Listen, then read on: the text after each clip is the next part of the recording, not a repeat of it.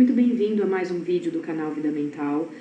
Seguindo na série aí de conversa sobre a esquizofrenia, hoje nós vamos falar especificamente sobre como é realizado, então, o diagnóstico desse transtorno mental. Nós temos aí, que existe, dentro de todos os sintomas, que corroboram aí para formar o diagnóstico da esquizofrenia, existe a sintomatologia positiva, que são, pensamos aí em positivo como coisas que se somam, como mais.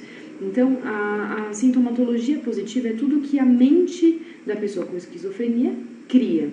Como nós já sabemos aí, a sintomatologia envolve as alucinações, os delírios e tudo isso, são criações mentais.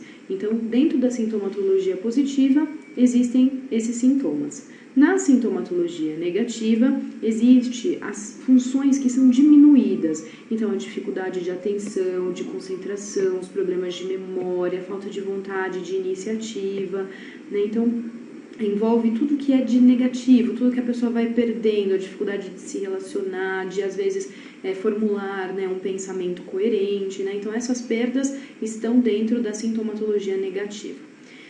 Deixei aqui, negritado e grifado essa questão da avaliação psiquiátrica ser fundamental.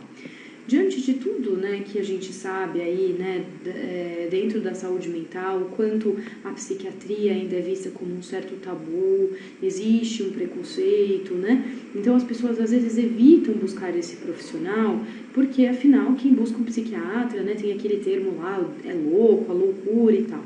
Então, o objetivo, até dos nossos vídeos é justamente levar até vocês o conhecimento de algumas informações sobre saúde mental, para que essa relação com a psiquiatria seja vista de um jeito mais palpável, seja vista de um jeito mais saudável, no sentido de uma ciência que está ali para ajudar em questões que são muito importantes.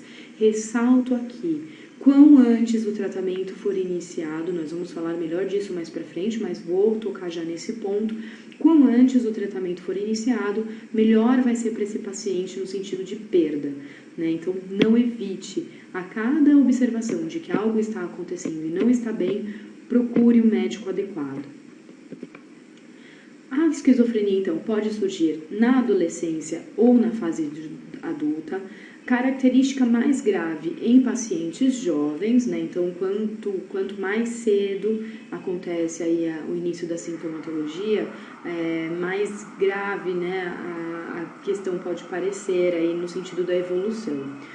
Reforçando, quanto antes de começar o tratamento, mais fácil será a estabilização da doença e menores serão as perdas. A gente já sabe da característica crônica e incapacitante da esquizofrenia. Quanto antes nós começarmos um tratamento adequado, estímulo a esse paciente, a gente entende que essas perdas poderão ser menores e o sofrimento do paciente, de quem está ao lado dele, também pode ser diminuído. Quais são, então, pensando na questão diagnóstica, os tipos de esquizofrenia que o médico pode encontrar? Tem lá, então, a esquizofrenia paranoide, que tem a presença de delírios e alucinações, geralmente com conteúdo persecutório, Então, são pessoas que pensam sempre que pode estar havendo algum tipo de complô, que alguém está tramando algo contra ela, que quer envenená-la, que ela ouviu tal e tal coisa, Então, essa é a característica da esquizofrenia paranoide.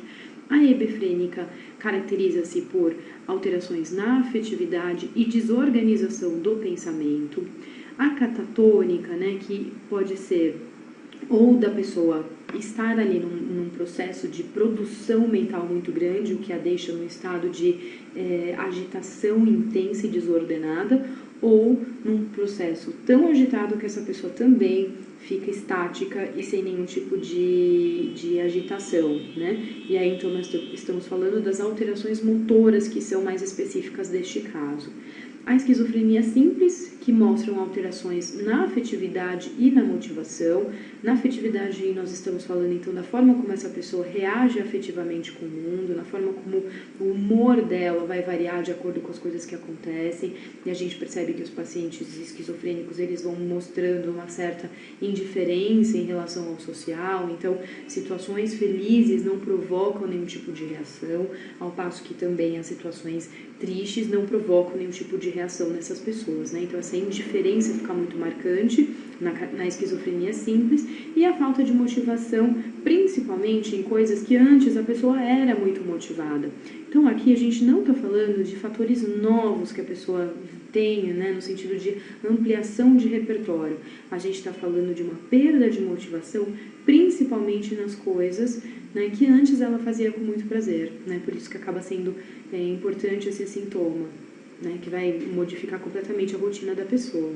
E a esquizofrenia residual, que tem a sintomatologia negativa mais presente, né, que é tudo que a gente conversou sobre a diminuição das funções mesmo da pessoa.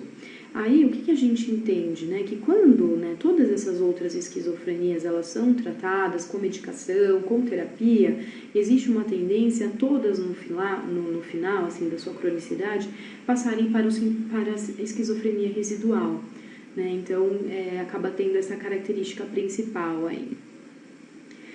O que dificulta, né, o diagnóstico, principalmente de um transtorno grave como a esquizofrenia? Principalmente a resistência do paciente e da família em aceitar esse diagnóstico. Então, nós temos aí, né, às vezes, pessoas que buscam o tratamento, começam, né, a ter um contato em relação ao que é a esquizofrenia e, né, pretendem, né, ou melhor, preferem não fazer o tratamento corretamente, no sentido de negar que existe essa doença, né? Então, essa é uma dificuldade muito importante, por isso ressalto aqui que a ideia de fazer esses vídeos, né, é justamente para levar ao conhecimento da população como um todo o significado dessas doenças e que existem tratamentos específicos para cada um dos casos, né? E também, né, um dos nossos objetivos é desmistificar os preconceitos relacionados a doenças mentais, e aí no caso a esquizofrenia. As pessoas, por falta de informação, acabam tendo bastante preconceito, imaginam que essas pessoas vão ser sempre agressivas, né, que vão causar algum tipo de mal, né, ficam com medo de pessoas assim, né, com esse diagnóstico. E o que a gente sabe é que as pessoas, quando têm um tratamento, elas podem se adequar de forma, inclusive, a poder manter o seu trabalho, a poder manter relações familiares e sociais, né? Então, por isso que nós levantamos aqui a bandeira o tempo inteiro do tratamento adequado, com profissionais adequados, para o tratamento aí, né, de outros transtornos mentais, mas especificamente da esquizofrenia, que é o que nós estamos falando agora.